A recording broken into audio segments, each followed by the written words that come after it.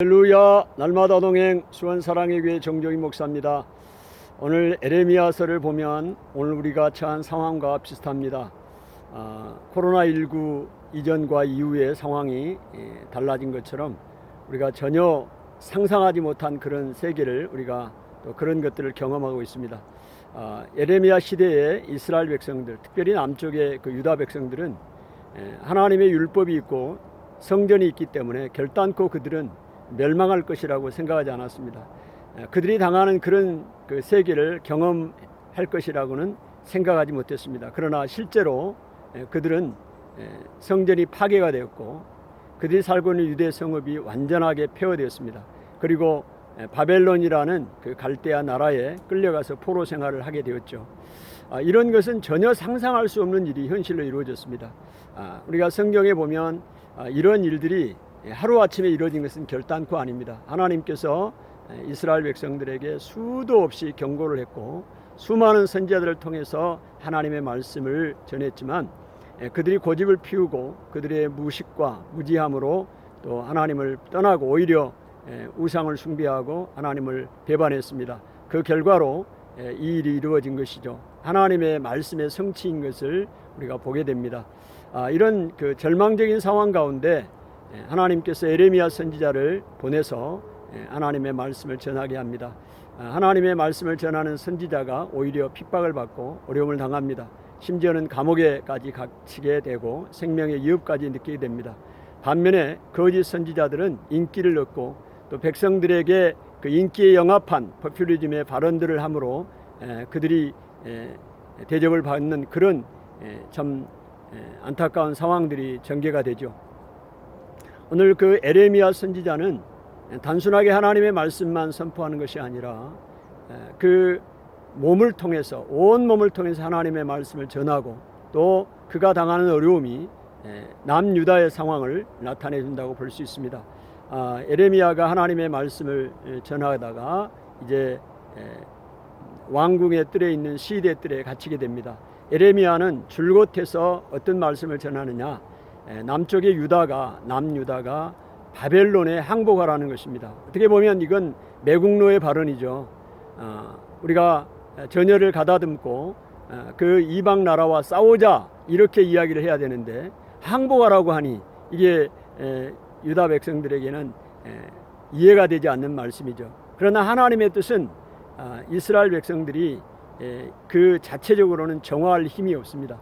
그래서 바벨론이라는 나라를 들어서 침략을 받게 하고 끌려가고 모든 것이 파괴되는 그런 상황을 경험하면서 다시 스스로 하나님을 찾고 하나님과의 관계가 회복되기를 원하시는 것이 하나님의 뜻이죠. 그래서 그래서 에레미야 선지자는 이제 바벨론에 항복하고 끌려가서 또 그곳에서 결혼하고 땅을 사고 자녀를 낳고 또 심지어는 그 바벨론 정부를 위해서 기도하라고까지 이야기를 합니다.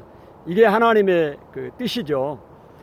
우리가 이사야 14장 24절에도 보면 만군의 여호와가 맹세하여 이르시되 내가 생각하는 것은 반드시 되며 내가 경영하는 것을 반드시 이루리라.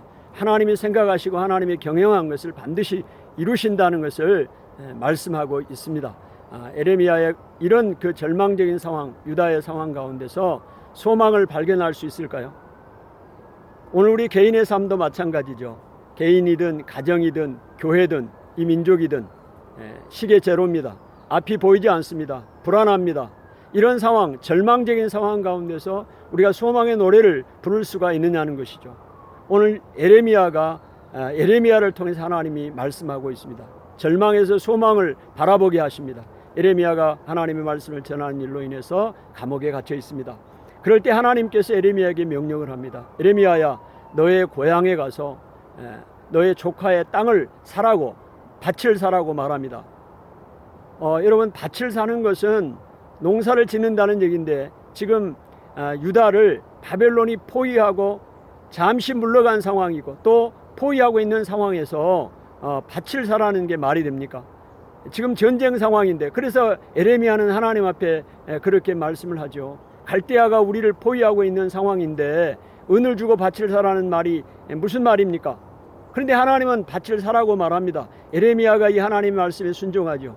여러분, 밭을 산다는 것은 평화의 시대나 어울리는 겁니다. 이 얘기는 무슨 얘기냐?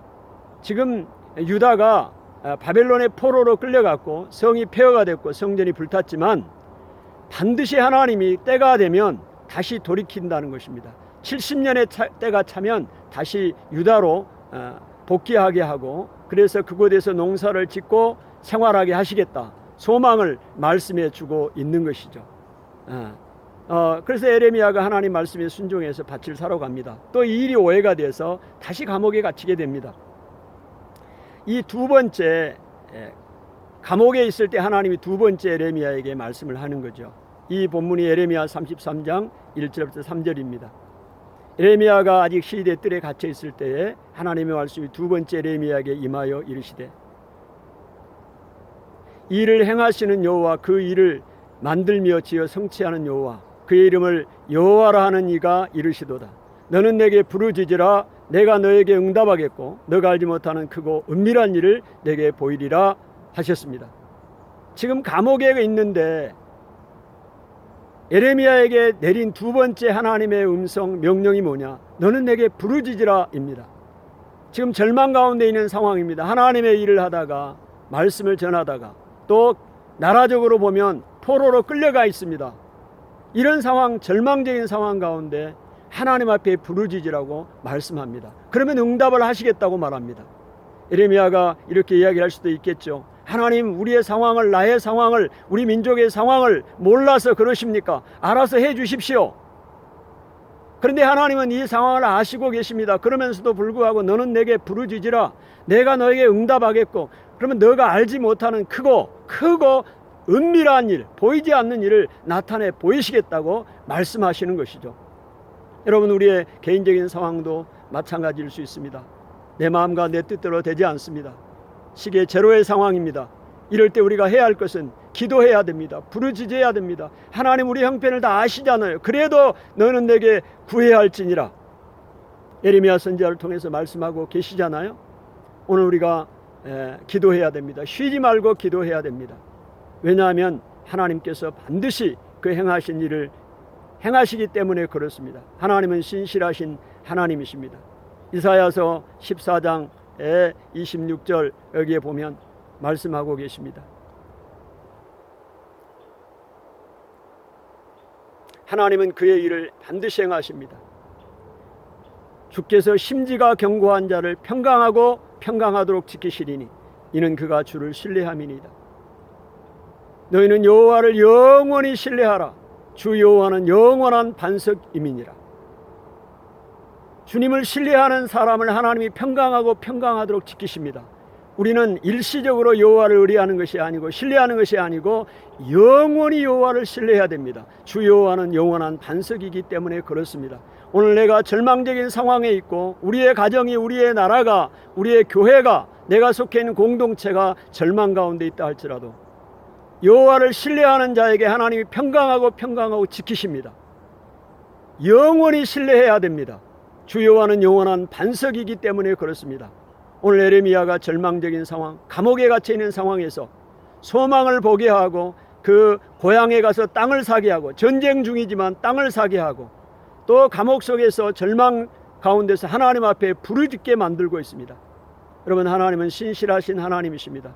오늘 우리가 이 일을 하기 때문에 지속적으로 기도합니다. 우리가 이번에 다니엘 기도회를 작정하고 21일간 기도를 했습니다. 여러 가지 기도의 제목을, 개인적인 기도의 제목을 가지고 간절히 기도했습니다. 또 매일 아침과 저녁으로 마가다락방 기도회를 교회가 하고 있습니다. 왜 이런 기도회를 계속하나요? 하나님을 신뢰하기 때문입니다. 그리고 계속해서 부르짖으면 하나님이 알지 못하고, 내가 알지 못하고 크고 은밀한 일을 하나님이 보여주시기 때문에 그렇습니다. 오늘 하나님은 신실하신 하나님, 내가 생각한 것을 반드시 되고 내가 경영한 것을 반드시 이루리라 말씀하신 그 하나님을 오늘도 신뢰하고 오늘도 믿음으로 우리가 믿음의 행보를 내딛기를 축복합니다. 감사합니다.